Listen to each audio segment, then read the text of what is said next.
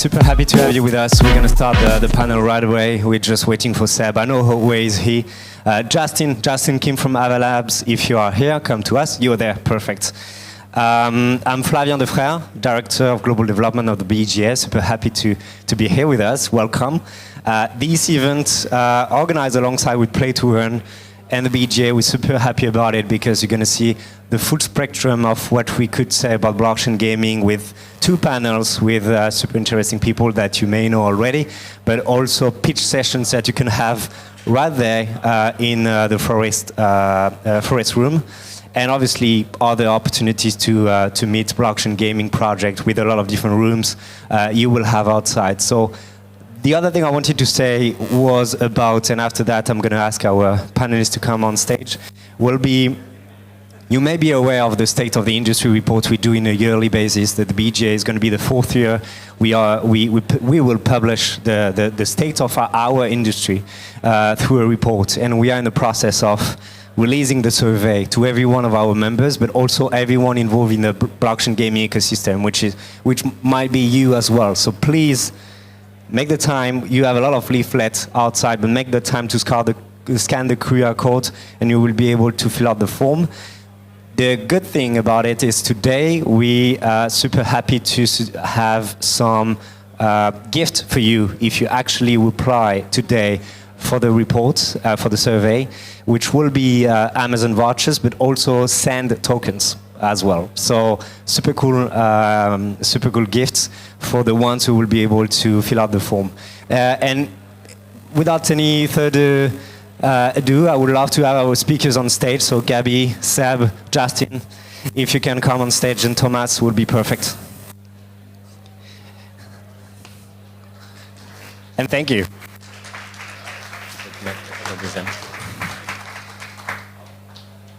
Yeah, you can respect the picture, it's up to you, it's really no problem with that. We're not going to make a big deal. We have 4 mics, so obviously I'm going to share everything with you. Obviously, so the subject you see is Web3 gaming success, maximizing Web3 gaming success. What does it mean exactly? If we could actually give a definition of what is success in Web3 gaming. So I think we have the perfect panels for that, and the perfect speakers as well.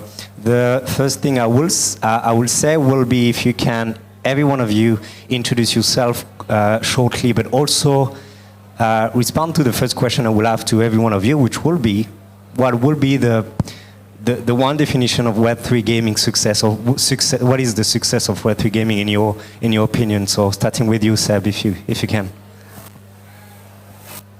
All right. Hello, everyone. Well, I think there's 2 parts in what's success in Web3 gaming. First part is success in gaming alone, like trying to get players, to retain them, and eventually monetize them. So really short answer on that one. And then what success in Web3 is actually being able to drive new users to actually adopt blockchain, to make transaction, to become to enjoy being part of this paradigm shift of ownership of their digital asset, their identity, their token, and not necessarily being ultimately converted and preaching Web3 everywhere, but at least to understand that there is a gap between what they were playing before and what they are now playing with those different games, and their ownership matters in many aspects of the game, and they can leverage that both financially, but also for governance, for the creator economy and more. Yeah, so for us, because we curate and then aggregate these guild communities that go into different games, success for us is having a sustained community. Some of our guild leaders who are actually here today, some of our community members have been with us for the last 4 or 5 years. So these aren't just users that are metrics in our dashboard that we get and retain and churn. These are actually people that we know and we have years of working relationship with. So I want to make sure that we are able to add on not only these community members, but sustain them over the next few years. My name is Justin. I'm head of Asia for Ava Labs, and Ava Labs is a company behind Avalanche. We support ecosystems on Avalanche.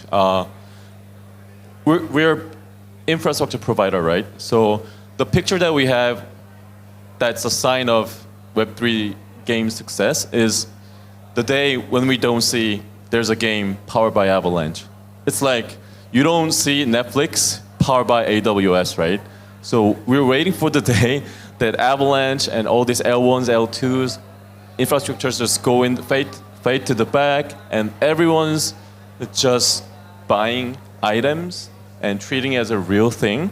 So that's the picture of success that we have. I think there's a game that's about to do that for Avalanche very soon. Hopefully, yeah.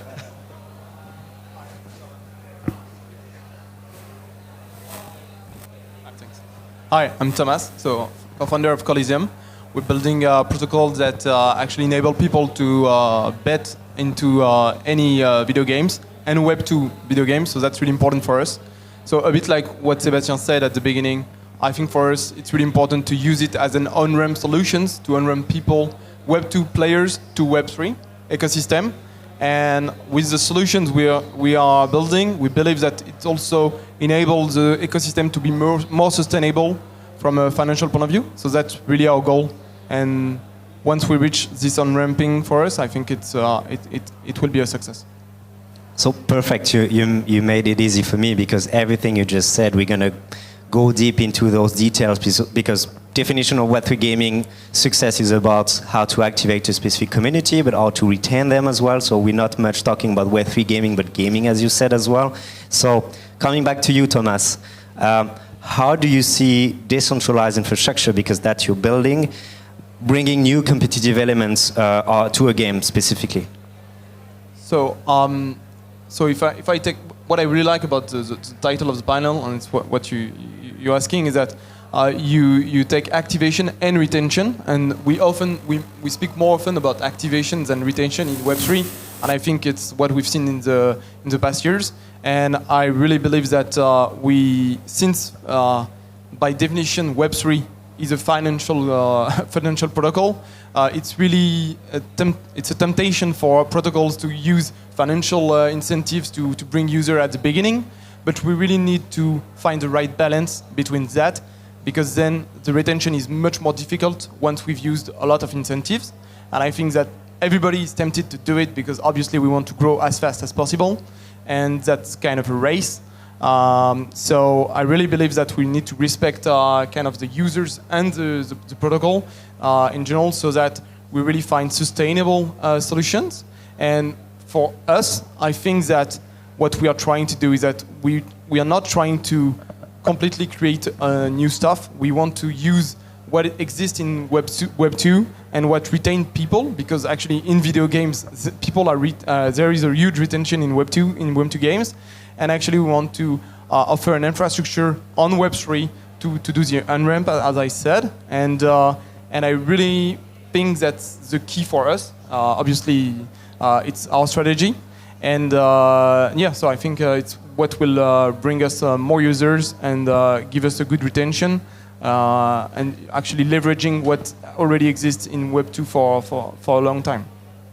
Awesome, thank you. Maybe like a lot of people in the room, but on my side, I'm following YGG for quite some time. So it's not in a nascent industry as ours, it's not always easy on my side to see the big picture of what will become the Web3 gaming ecosystem. And seeing your evolution as YGG is super interesting, and at that point, being the infrastructure for guilds, when you explained that, I think it was at the beginning of the year, the infrastructure for the Web3 guilds like World of Warcraft, I understood immediately what you meant for that. So my question could be, we're talking about acquisition, we're talking about retention. In the Web2 world, guilds, they are massively important to actually for that purpose. And how can building on-chain infrastructure change the way guilds can be used to activate a specific audience, in your opinion? Yeah, so for those that are used to playing MMOs, you're very familiar with the concept of guilds, right? We probably joined a World of Warcraft guild or some other MMO guild at some point, and especially for like Chinese and Korean MMOs, this is something that's very prevalent. Even in more, I would say, like mid-core games like Clash Royale, Clash of Clans, these type of guilds exist. What on-chain guilds do is that it takes this property of people who are grouped together for the express reason of like doing something together, whether it's playing a game or earning tokens, and then putting that primitive on-chain, which means that now I have my permanent identity as a guild, as a group of people that is separate from myself as an individual. In the same way that, when I start as a business, I may be starting with myself as a freelancer, and then when I try to scale, I build my own company or an LLC. So I see what we're doing with on-chain guilds as like scaling the small to medium enterprises of Web3. It's interesting because a couple of our guild leaders are actually here at this event today, and we've been talking and getting feedback about how they can grow and scale. Some of these guilds are, small, maybe 10 people playing together. Others are like thousands of people, very well organized, and they're getting direct deals with games for go-to-market campaigns and strategies. And so what we try to do is basically bring this identity on-chain to help them be more scalable, give them their own dedicated wallet, their own reputation stack, and allow them to grow basically as natively online businesses. Awesome. Thanks. Oh yeah, Seb, you wanted to add something? One thing I was thinking about, like during the boom of 2021, the Playtoearn, like all the guild work was very human intensive and manual work. Imagine like in the same way, like the image you described, like creating a company, so like having a shareholder agreement, having your bylaws, all of that become a smart contract on chain, and like basically then everything is like you join a guild, you have already all the properties, the revenue you will hold by participating, and all of that can be leveraged by the application to build upon. Like games could look up for guilds and understand how much they split with players, see the players' data, and so on. So that's total decentralization for the benefit of the whole ecosystem. Yeah, and it doesn't just have to be player guilds, right? You can have guilds that are doing UGC, content creation. There's a lot of different things that people can do together and then have this entity where they can earn in crypto, not just the financial rewards, but maybe they can own assets, and then they can have their own reputation. Transparency and reputation. Like you always struggle as a game developer, like how do I acquire user and what quality of user do I get? Now you have that. Yeah, I was always amazed by the dedication, the level of dedication of some modders into these kind of games like World of Warcraft. They're not winning anything from it, but they're building constantly something to provide a better experience for the game they love. So imagine if you have an infrastructure on-chain, which could grant them a lot of things and all of their stakeholders. So definitely agree with you. Going back to the, I would say, ecosystem level, so with you, Justin. The particularity of Avalanche is to offer the opportunity for game developers to set up their own sovereign network. And we saw that with a lot of enhancements recently as well. And it's a big topic to say that a lot of games want to build their own network, let's say their own chain. Why does this apply to gaming specifically and their ability to acquire and retain users? Yes, so I think the title of the talk today, we have activation and retention, and bad UX, UI destroys retention, right? So we kind of reverse engineer from the user's perspective, because at the end of the day, Avalanche, Ava Labs is a operator of blockchain. We meaning that we are a tech provider. So we realize that any game that aims to scale with massive users, right? Everyone wants that. You can't do that on a public blockchain because you'll be impacted by, there's a NFT minting going on, there's a financial applications launching every day, there's DeFi stuff.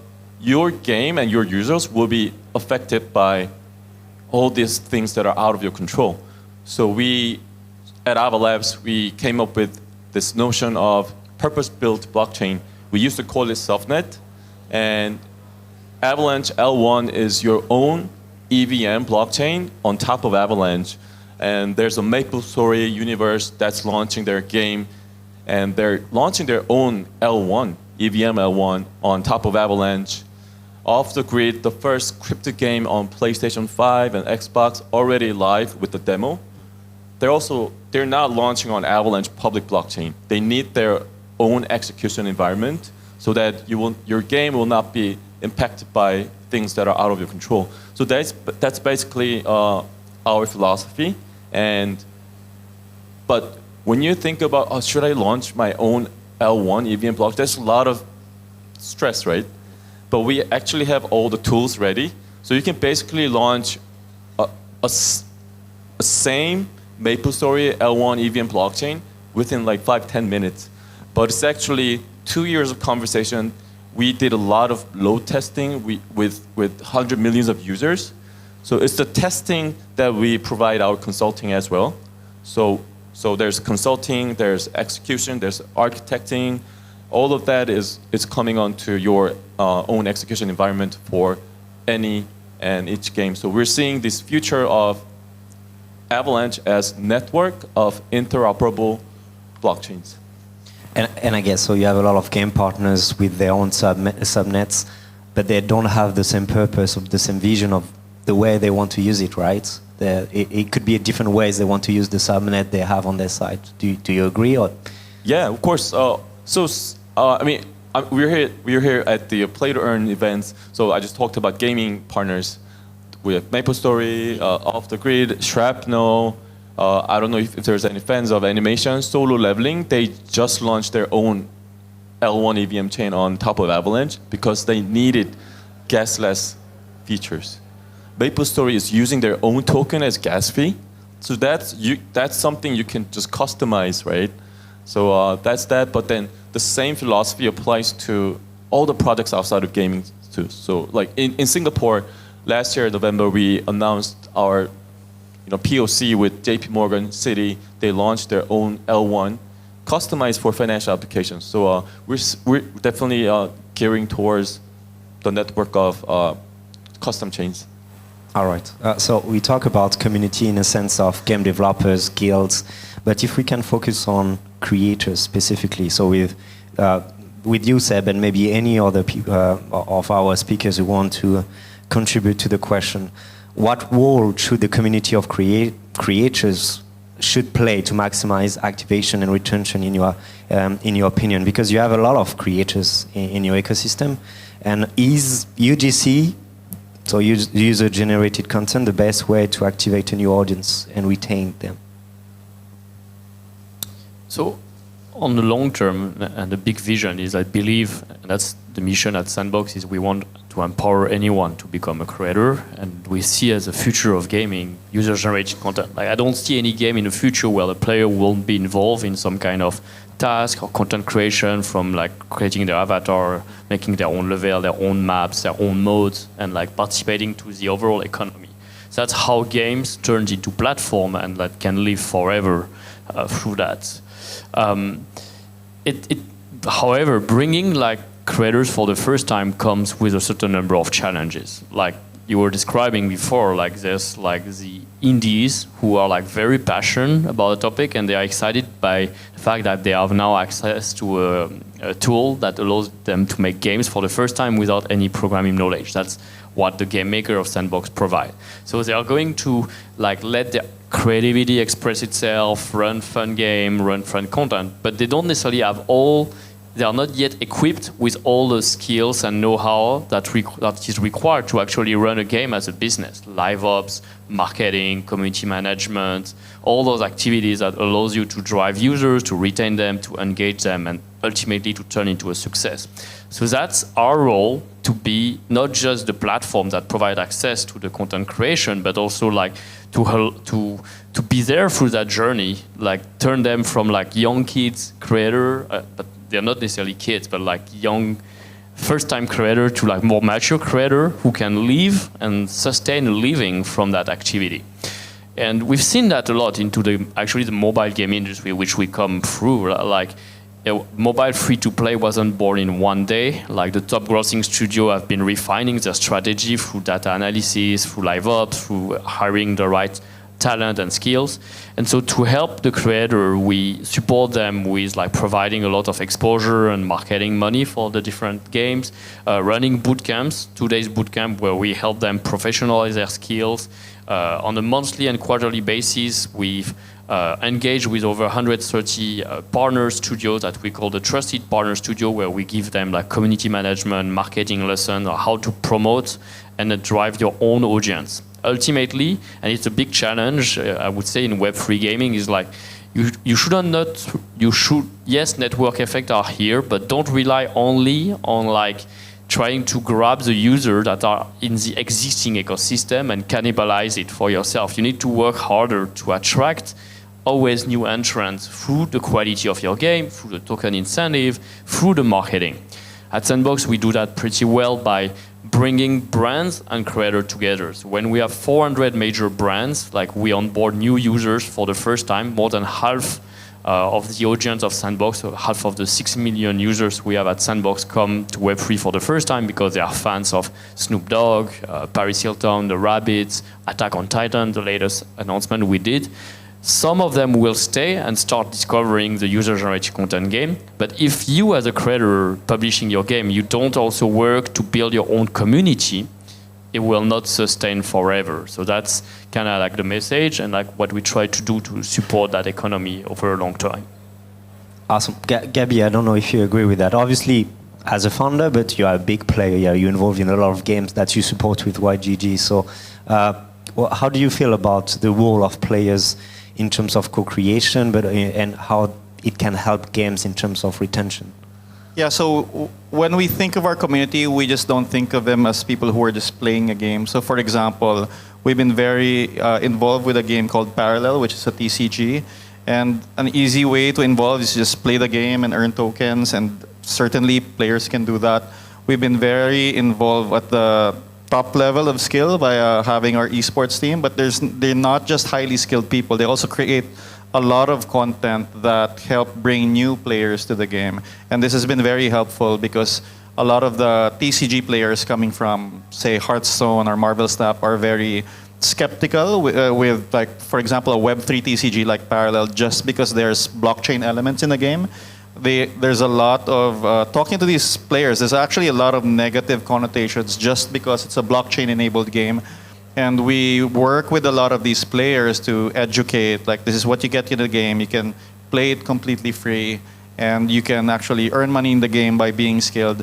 And this requires a lot of, like, content creation. This requires community management, skills that you won't just get by people who are just playing the game and then ranking on the leaderboard. So playing the game is just one thing. A lot of our best guilds are very skilled at the other things that are needed to grow the community and grow the network, whether it's things like Discord moderation, content creation, UGC creation, like on-the-ground training, actually, like a lot of in-person onboarding, boot camps. Our best guilds are really good at that. It's a perfect segue to talk about, like you talk about competitive games. So coming back to you, Thomas, because obviously the infrastructure that you're building is really well focused on competition. So based on the topic we're just having in terms of involving the players, but with the competitive aspect, how do you feel about that? So I think we have a different approach than the other people here, because we really want to enable players to become betters into our ecosystem, so that's our way to make them become Web3 players in a way. And we feel that our main goal is to make the community safe and fair, because obviously, and a lot of people here have witnessed it, when you introduce money into gaming, it becomes very difficult to moderate. And so the main goal of Coliseum is to make it fair by actually leveraging the community itself, so as guardians, so that they can really become moderators of their own community, so they become actors also. So a bit, as you said before, for World of Warcraft, they are building the community themselves. So it's really important, and it becomes their own asset. The community is becoming the asset of that they own, and that's really important when you look at like the behaviors in all gaming, not only Web3, obviously. So that's really our goal.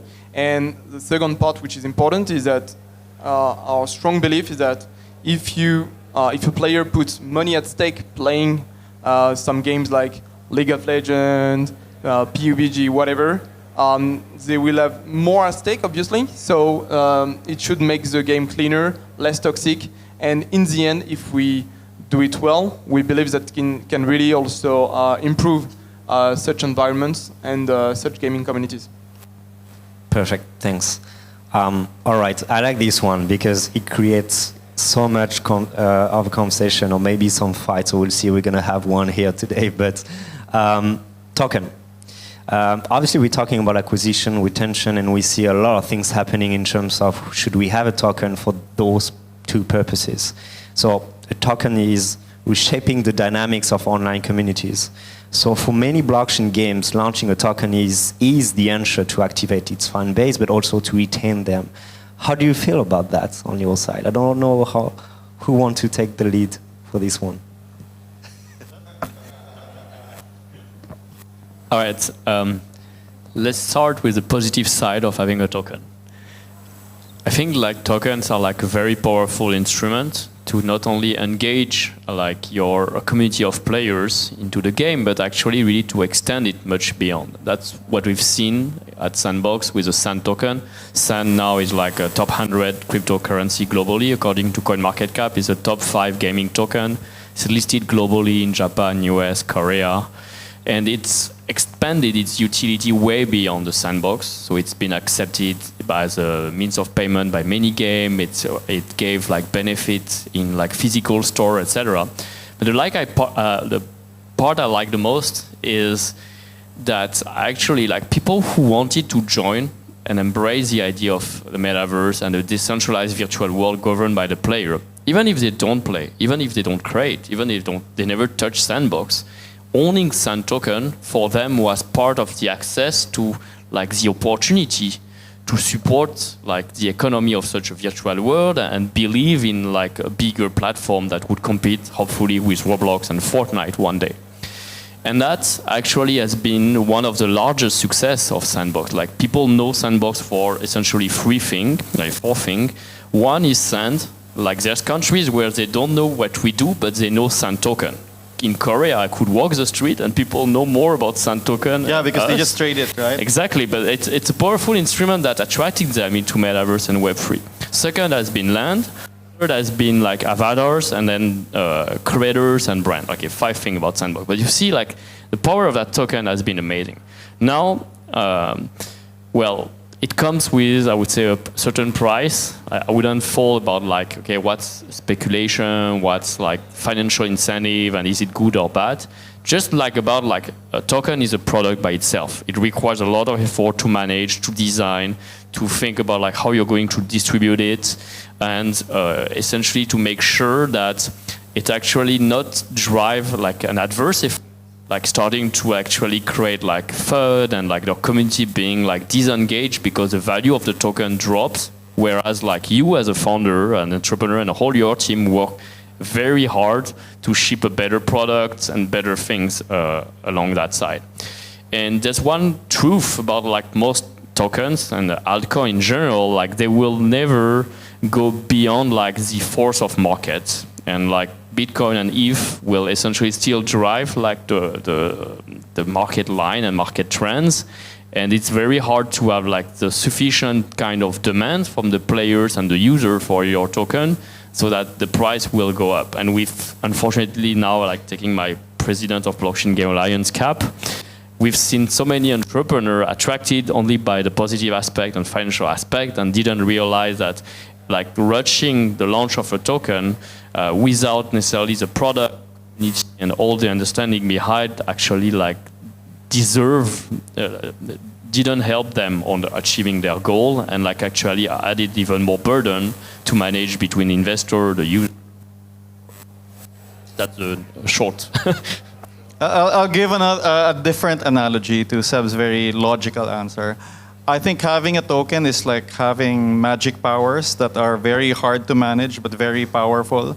You have your company's runway, which is your health, and then having a token basically gives you mana with which you can cast spells. But casting spells aren't easy. You have to learn how to do them properly. You have to memorize them, and if you cast your spell and use the token and it doesn't go well, it will blow up in your face. So you have to be careful how to use it. But having a company with a product and a very strong token puts you in a much bigger advantage over a similar company without a token. That doesn't mean necessarily that you will win. So for example, there are lots of muggles are very averse to magic, so they don't like tokens. That may change over time. But learning how to harness it properly, learning how to use it to incentivize without, going too much on the other side, introducing backlash or maybe killing your own product because of oversupply. Like it's a very difficult balance to have. So it's very powerful, but you have to use it responsibly. Since they put it in a really interesting way, I'll just put it in a really boring way. Token is a new medium of financial instrument. It's something that never existed in the history of humans, because token can be both an equity, but it can also be a payment. So we never had that before. Like you own a share of NVIDIA, but you can't buy a burger with it, or you can trade it, or sell it, transfer it, right? But token is a really new instrument, so it's great, but it's confusing at the same time because it can do so many things. But I think speaking from our experience with gaming studios, I think people have different approaches when architecting the tokenomics. Some people are looking at it as an equity, so it represents your ownership in the game for the long term. But at the same time, your users are looking at it as a payment to just trade it on a daily basis or just every minute, right? So there's a confusion. So I think having the tokenomics that clearly defines how you look at tokens as sometimes as an equity, ownership of your game, but a payment, like defining clear ideas of tokenomics and looking at it as a financial instrument that can do both equity and payment is really important. But I see a lot of confusion because it can do so many things. I don't have much to add. Maybe just yesterday I looked at some statistics from France, so it's a bit specific, but like only 7% of the population owns stocks in France, whereas 12% of people own tokens. So I mean, that shows how it can be a very interesting tool for us for democratization of Web3. So I don't know the stat globally, obviously, but I will look for it after the panel. And I really think that we need to use it as a Web3 evangelist, but not to overuse it, because as Sebastien said it very well, it can be a difficult thing to repair. But yeah, I'd like to add just one thing based on what you said. Like, we want you all to have a bit of magic. So like our approach at Sandbox, anyone who join and create an account, like they get a free NFT first of all. So like that gets them like Sand a is like transaction. magic dust. And so exactly, like you just do the tutorials FTE and you get some sand. And there is something powerful into getting you also to enjoy the ownership of a little something, not massive amount of money, like we're talking $1 or less, but let you experiment. What are you going to do? Save it, spend it, turn it straight. It's opening a new window of opportunity, and then you have the power to choose what you're going to do with it.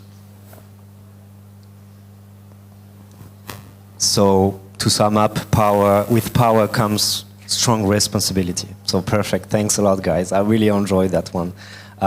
Also, what you said, the token extend the utility of the token beyond the sandbox as an ecosystem. Talking about that, you weren't there at the beginning of this conversation, but every year the BGA is actually launching their report, State of the Industry report, which is something you could find everywhere here today, and you just need to scan the QR code. I'm talking about token because you can actually win something if you actually fill out the form today, and part of it will be Sand tokens. So yes, you have a chance to have Sand tokens if you just fill out the form today, and we're going to make sure to pick a winner, which will be 2 winners.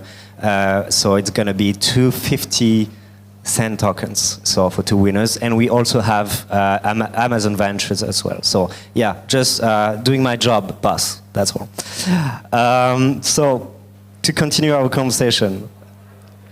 One of the things I saw in the news, Gameloft, obviously you know one of the biggest game studios and mobile game publishers, announced last week that they will build, or they are building, the mobile game for Clenosaurus. Never know how to pronounce that one, I'm sorry. I hope you know that big one on Solana, very popular. the famous NFT collection, and they decided to actually extend the community they have, Web3 community, with a game, and they announced this partnership with a big one, Gameloft. The question will be, we're talking about acquisition a little bit, retention as well. So is this the recipe of success? Actually involve big company in the Web2 world, if we can call them Web2 gaming studios, and capitalize on the Web3 community we have, very successful one, like Clayton others. And is it the recipe? Like we should involve standard traditional game companies to make Web3 gaming successful. I don't know if Seb, you want to take the risk to be the first one. It's been part of our mission at the Blockchain Game Alliance, to educate about the possibilities that blockchain technology bring, and definitely break that image that the traditional video game industry has, this is only for speculation, or it doesn't really come with concrete possibilities and use case beyond. I think that was why you founded it originally, Gabby, among the 8 members, together with Ubisoft among them, for example, so another big company. So actually it's great to see larger game companies now are being interested in the technology aspect, launching on different blockchain new games. We were talking about MapleStory as well, launching from Nexon. This is one of the largest grossing game ever. They're doing so in a very controlled and experimental manner. So normally before they set up subsidiaries or new entities that would be dedicated to the Web3 side, so they don't mix so much with their traditional Web2 business or free-to-play business, and let those projects run until they grow significantly and they can have some takeaway they could apply to their traditional process. But recently we've seen an acceleration of the decline of the free-to-play industry and the traditional business model attached to it, free-to-play, privacy laws being in place, the different app stores not able to provide you IDFA and collect user data to serve you, you cannot target users anymore. So the famous equation CPI versus LTV has totally been challenged. Also in the post-COVID world, an inflation world with war with Ukraine, etc., players are actually spending much less. And this year has been a terrible year for the video game industry. In 15 years, I've never seen so many layoffs across all. Just this week again, Microsoft laid off 600 people. We've seen Activision Blizzard. We've seen the whole industry being very challenged. So on one side, cost of acquisition rise. On the other side, revenue per player decrease. That forces those companies to reinvent themselves. And right now, there's not been a lot of option on the table except exploring ownership, token, and Web3 in general. So we welcome those experiments, welcome those projects. I hope it will convert into bringing also more trust from the general gaming audience toward this technology. And I hope that the choice of the different blockchain and blockchain ecosystem they support will also ultimately translate down to our, the smaller developers into more users. Because that's one thing we didn't discuss, but it's still very fragmented into a decentralized world. So you have players and users on Solana, and on Ethereum, on Polygon, and Ronin, and Avalanche. And now there's not a lot of cross-chain solution that allows players who enter those different ecosystems to actually move along and play those games. So I hope that we'll see that come and emerge as a big topic in the next year. Whenever I see a big company trying to come up with a major blockchain product, I'm naturally bearish, and there's 3 reasons, 3 very specific reasons for that. One is that if they are a publicly listed company, there's always that risk of backlash from the markets, and if they do get that backlash, it usually serves them well to walk back that project and just bury it and never see it again. Second is that there is internal risk. For example, in game development, there's a lot of game developers that actually believe everything blockchain and NFT related is a scam. And if you have been making free-to-play games and are trying to work with the same team to create Web3 games, then you may get internal resistance from doing this actually, and I've worked with some portfolio companies that have had to basically walk back their Web3 game and turn it into a Web2 game and get backlash from both sides. So it was actually very bad. And then third is legal risk. Actually, legal risk is same with being a publicly listed company. Third is community risk, actually. Your existing user base may not want Web3 because they do think it's a scam. So all of these make it very hard for traditional companies to come up with good Web3 product. However, a lot of these same founders came from these big companies that have made good games and then started new companies that start with a fresh slate. Like, for example, the people from like Parallel or other games that have hired people that come from, could be Blizzard or Apple, that are really good product designers but are coming with a kind of fresh slate, right? Of course, it's not to say that it can't be done, but there's a lot more challenges that cannot just be seen, right? Like if you're coming from outside and you say, oh, look at this big company, it's creating a blockchain game. It sounds very bullish, but you cannot see actually all of the different forces that they have to contend with inside. So I want to make a little shift because at Avalanche we're working with Web2 IPs. MapleStory is one of the biggest timeless IPs. It's been there for 20 years. And we also recently worked with Solo Leveling, which is an animation IP. It's a Web2 IPs. But I think having a popular IP into translating that onto Web3 and putting them on blockchain actually has a higher chance of success. But at the end of the day, you need a better gaming, like quality games. So I mean, MapleStory, the idea was very simple. MapleStory has been there for 20 years, but there was just one question: what if these items were actually yours? Like, what if the items were actually predetermined in terms of quantity? Because when you get this item, it'll be just way more fun, right?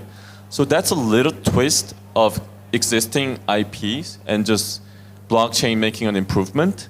And we're seeing that happening with MapleStory, also with Solo Leveling. So I think, well, it might not be an equation for success, but I think it's a good idea to leverage IPs with strong community, strong users. I mean, it just works for better adoption. So I'm for it. Yeah. Yeah, I agree too. I think, and I think the market is a bit more mature, maybe thanks to actually the gaming industry, which is or because of. But I mean, like 3 years ago when we started developing a Web3 game, it's really something Web2 environment didn't want to touch at all. And now I feel that some stuff are changing, to be honest.